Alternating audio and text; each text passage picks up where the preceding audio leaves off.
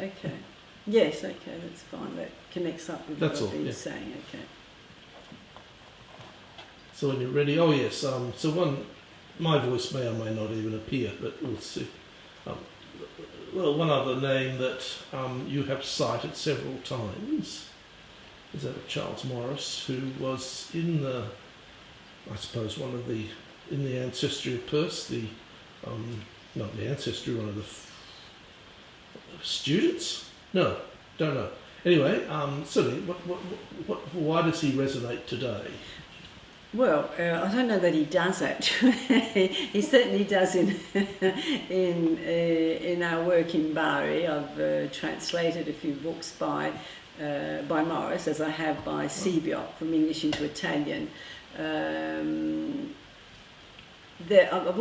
also did years ago. I wrote an essay tracing out, a line of thought, which goes from Peirce to Jacobson, Morris, and Sebiot, for example.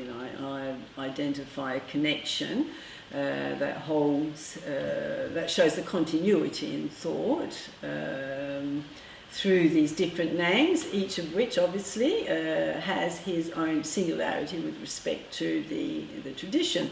But Morris was Sebiot's teacher. He held the first course in semiotics in America, and Sebiot had always prided himself in being one of his students, together with other prominent authors such as Birdswhistle, who you know him, okay. So Morris has authored foundational books, theory of lineamenti di una teoria generale. This is ridiculous, I know it in Italian because I translated it in Italian. Theory of a general lineamenti di una teoria generale dei segni. His theory of semiotics. It's a tiny little book that was published in 1938, which Ferruccio Rossilandi translated into Italian, and I've produced editions, new editions of that translation. And then Morris is the author of Science, Language and Behaviour, which brings him into a different phase of his research. And then he's the author of books that are technical in the sense of semiotics, technical books in semiotics, and then he authors books that go in the direction of values and of the relationship between signs and values.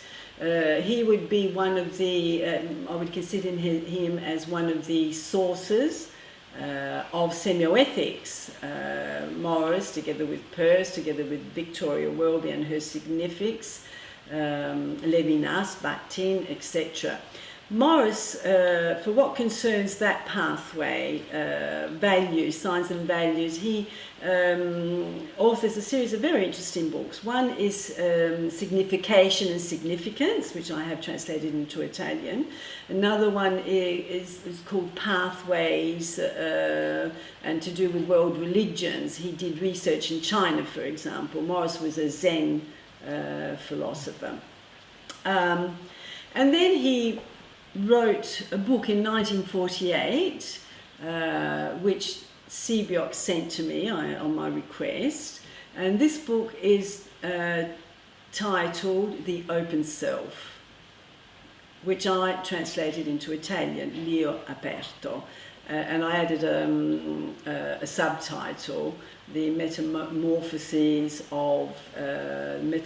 dell'Io, della soggettività, of subjectivity. That is an interesting book, influenced by the psychological sciences of the time, but for what interests me, interesting because he looks at signs and values together.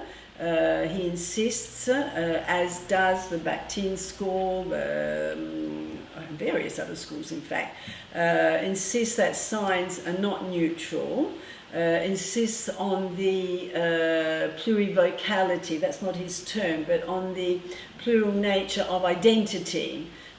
showing how identity is fragmented, is made of different voices, as Bakhtin was saying, different faces. And in this book shows how, however, he too, with his language, like Bakhtin before him, insists that one identity is not compact if it's